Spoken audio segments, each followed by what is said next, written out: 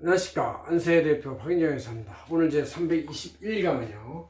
중소중견기업에 대한 경영자를 위한 가업 상속 승계층에 대한 과세 혜택, 조세 혜택 이런 걸 한번 알아보겠습니다.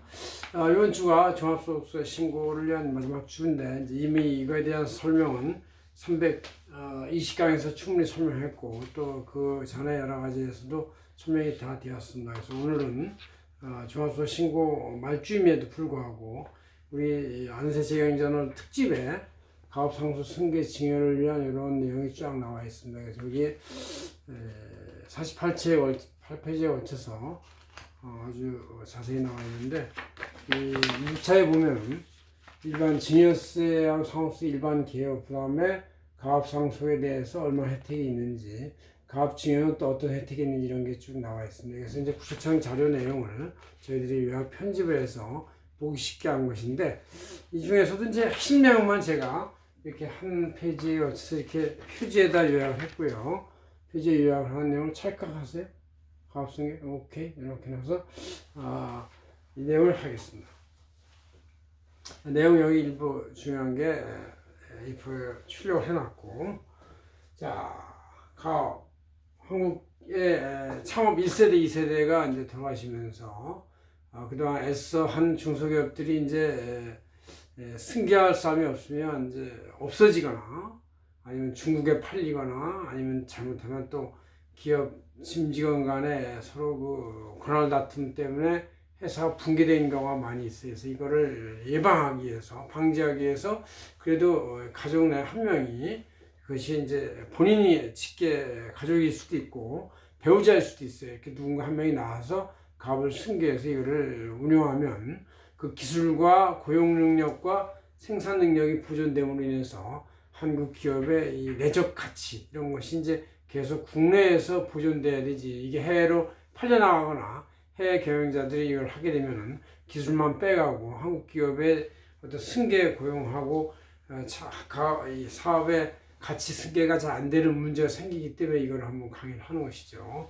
자, 가업승계 상속세 절감 원가를 보면 보통 이제 30년 경영한 기업이 만약에 매출액이 1,000억이다. 곱하기 이익률이 한 6%쯤 된다. 그럼 이제 60억이 나와요.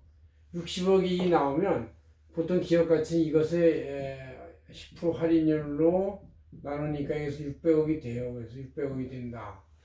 600억 기업 가치가 엄청나게 커 보이지만 실제 웬만큼 굴러가는 중소기업 납품이 1,000억 정도 되면은 600억이 나온다 이런 얘기죠.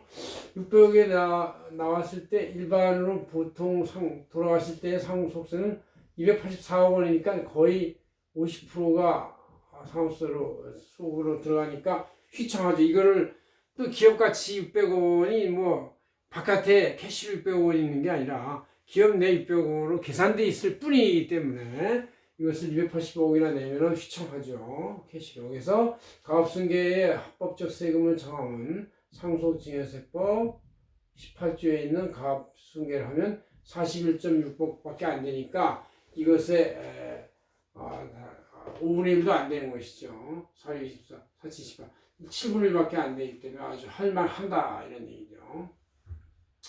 그럴 때 가업승계 요건을 잘 지켜야 돼요. 회사 요건으로서 중소중견기업이 되어야겠다. 제조건설 소비성 서비스는 제외된다. 제조건설 이런 접종 위주고 소비성 서비스 술 먹고 뭐 이런 건 아니고 자산 총자산 규모가 5천억 이하여야 되고 매출도 3천억 이하 뭐 이런 거 있습니다.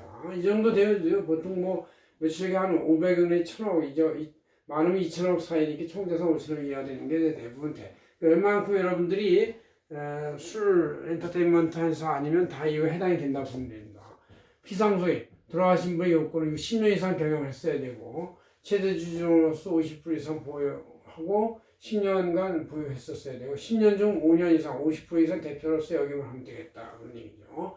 승인 가족 요건으로서는 가족 중 한 명이라도 18세 이상이 돼야 되고 2년 이상 들어가서 취업을 하고 있어야 되고 상속세를 신고하고 나서 2년 내에 대표를 취임해야 되겠다. 2년 내에 대표 취임하고 이제 본인이 하기 싫으면 배우자도 가능하다. 이게 돼서 좀 더 사람을 넓히는 것이 이제 도움이 되는 것이죠.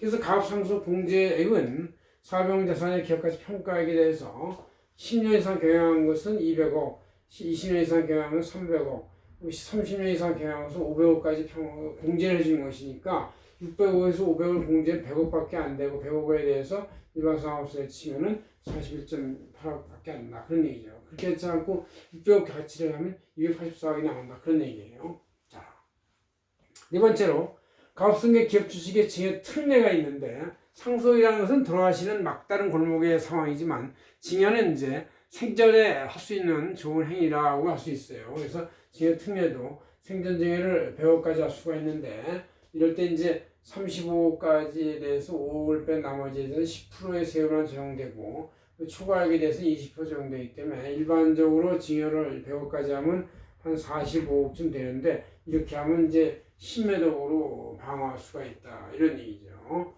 이렇게 해서 이제 작은 이런 15억에 비해서 45억은 3배잖아요. 그러니까 생전 증여도 이렇게 기업 주식의 평가의 생전 증여도 가업승계의 개념을 하면은 훨씬 적은 세금으로 미리 주식을 증여해서 할 수 있다. 이런 얘기죠. 물론 이제 일부 주식을 증여하고 차등 배당을 통해서 세금을 훨씬 더 합법적으로 한 번만으로 할 수 있다는 얘기도 있는데 그것은 이제 배당을 해야 되기 때문에 배당 지연이 회사에서 바깥에 유출되는 문제가 있으니까 또 이제 그게 쉬운 게 아니에요. 그래서 이렇게 가업승계 증여를 하는 방법이 하나 있다. 그런 얘기죠. 이럴 때 증여자 여건은 10년 이상 계속 경영하고 60세 이상이어야 되고 지분 50% 이상 가지고 있어야 되고 수증자는 18세 이상이면 되고 취업을 해 있어야 되고 승계 받은 날로부터 5년 내 대표 취임해야 되겠다. 이런 이제 세 가지 요건이 상속과 비슷한 요건이 되어 있습니다.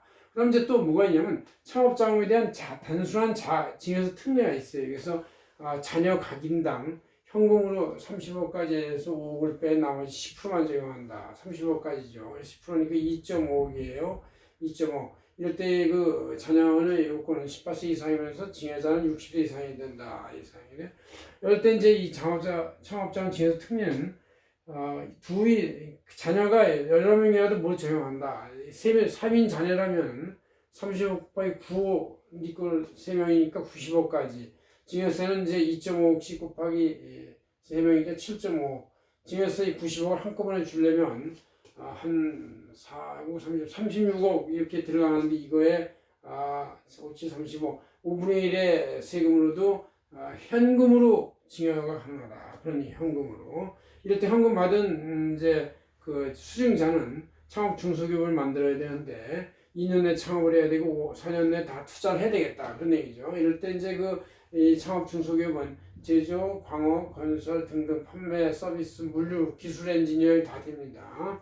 그다음 마지막으로 우리가 이제 또 이 가업승계에서 중요한 것은 중소기업 최대 주주 합증 과세를 안 한다. 일반 기업은 20% 합증을 해야 되는데 중소기업은 자산의 90%, 수익이 60%로 한 거에서 단순 평가를 하는 것이지 설정 평가를 적용하지 않는다. 이런 얘기죠. 이렇게 해서 우리가 이 중소기업 기업에 대한 가업증여, 상속증여에 대해서 상당히 혜택이 있는 일반적 세금의 5분의 1 내지 6분의 1만의 세금으로서도 합법적으로 상속세 증여세를 내고 건너가서 회사를 경영할 수 있다는 것은 엄청나게 국내의 어떤 중소기업의 계속성을 촉진하고 그것을 세금의 부담이 없이 할 수 있도록 해주는 정부의 정책이다 할 수 있고 이거를 잘 활용하시면 되겠습니다. 물론 이제 가업을 승계하기 싫어서 남한테 팔 때는 할 수 없지 이런 거 혜택을 못 받지만 가족 내에서 승계해야만 그 기업이 온전할 수가 있다고 치면 가업승계의 증여세나 가업승계 상속세 방법을 택하시는 것이 대단히 유리하다는 걸 알 수가 있습니다. 고맙습니다. 한세현 대표 박인종이었습니다.